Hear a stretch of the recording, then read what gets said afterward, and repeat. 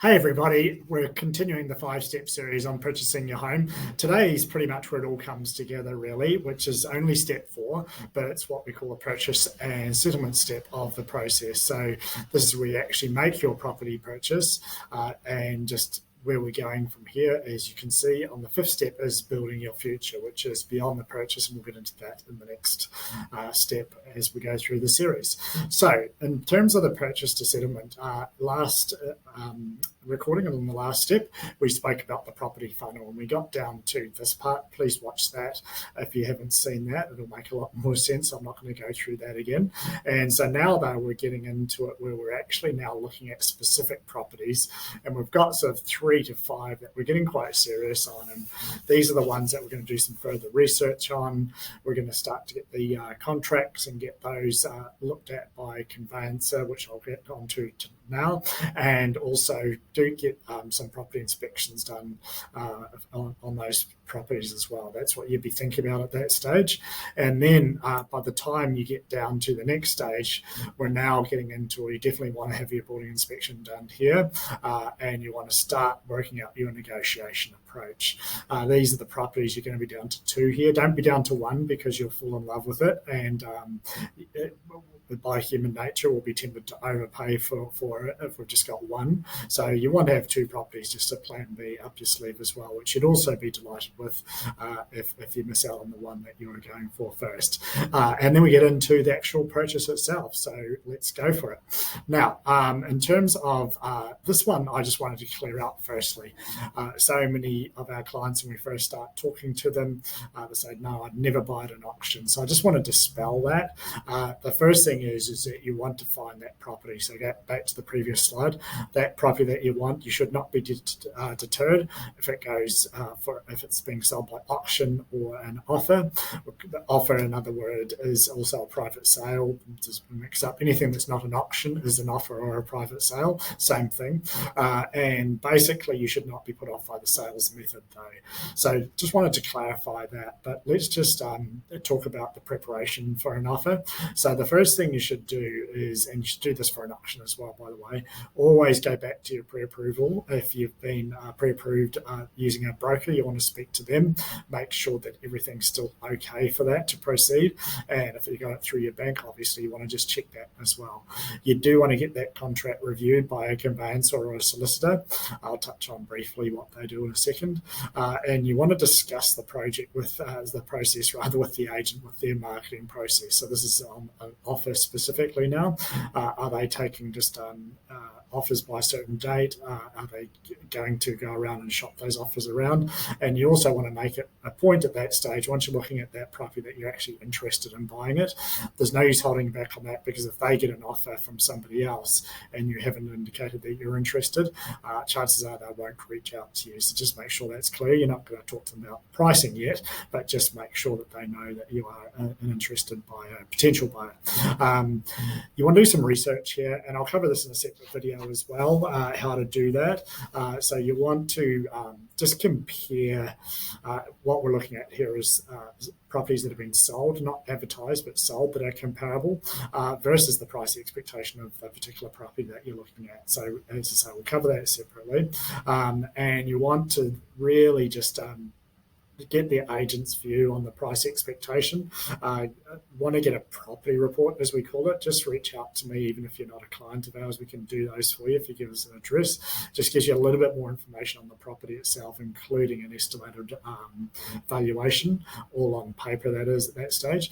But as I mentioned earlier, just look at the comparable sales of those properties, not, as I say, the properties on the market. And you just want to make sure the typical pre-approval conditions and things you should be thinking about is a building and pest inspection, make it subject to finance, might be another thing that you might do. Now, let's just talk about the offer versus auction argument for a second. So the thing about offers, yes, they are more negotiable than auctions. So an auction, the rules are very set, very standard. As in an offer, though, you can negotiate things like settlement date, put in other things. There might be some outdoor furniture or something like that about what's included, for example. And also also the conditions. You can make it subject to that building inspection, whereas in auction you can't.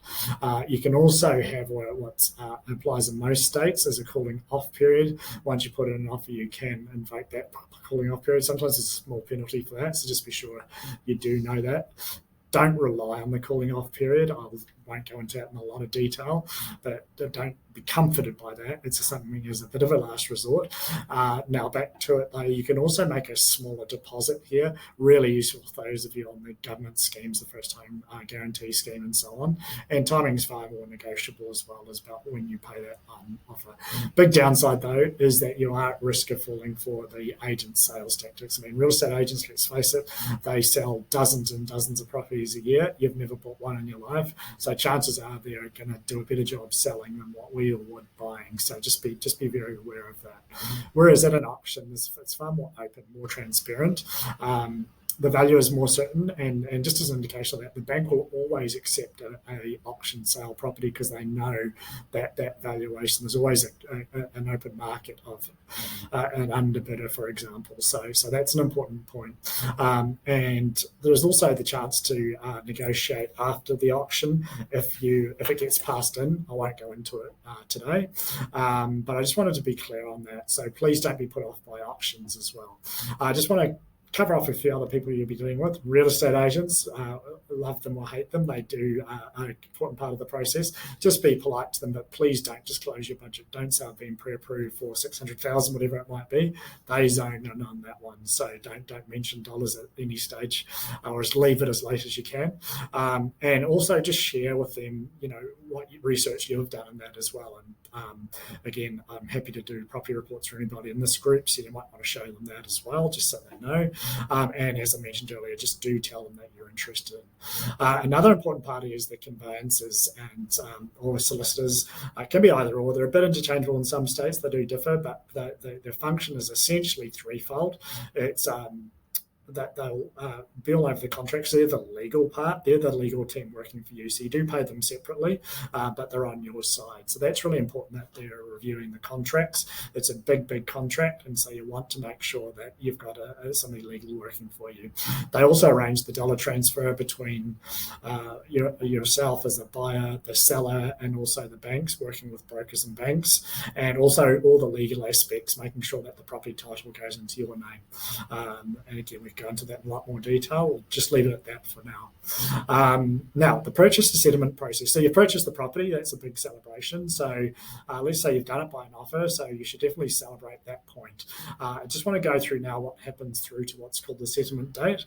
That's so you've bought the property, and often there might be a settlement period of 60 days or something like that, 45, 60, 30, but it's always sort of usually between 30 and 90 days after you've purchased. You want to go back and get those pre-approval conditions double checked again.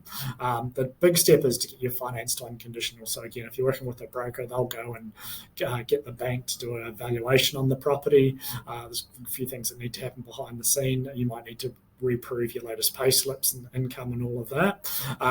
Insurance is a really important one. You'll need it for the home itself.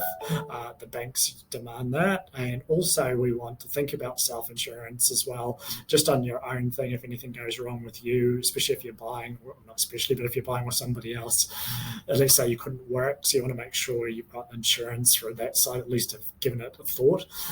You want your loan contracts, the bank then sends those out to you once it's all unconditional. And at that stage, your bank accounts are set up. Then it goes back to the conveyancer. They do that, what I was referring to earlier, the legal side, the funds transfer, etc. And then settlement day. You don't need to do anything specific on settlement day. You'll be liaising with the conveyancer mostly at that stage. But at that point in time, you get a call during the day to say you can come and collect the keys, and the property is all yours. So that's really what happens on the whole purchasing through to settlement day.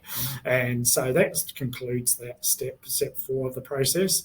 As I said, next time we'll go into what happens beyond that now that you've bought your first property. We'll see you then.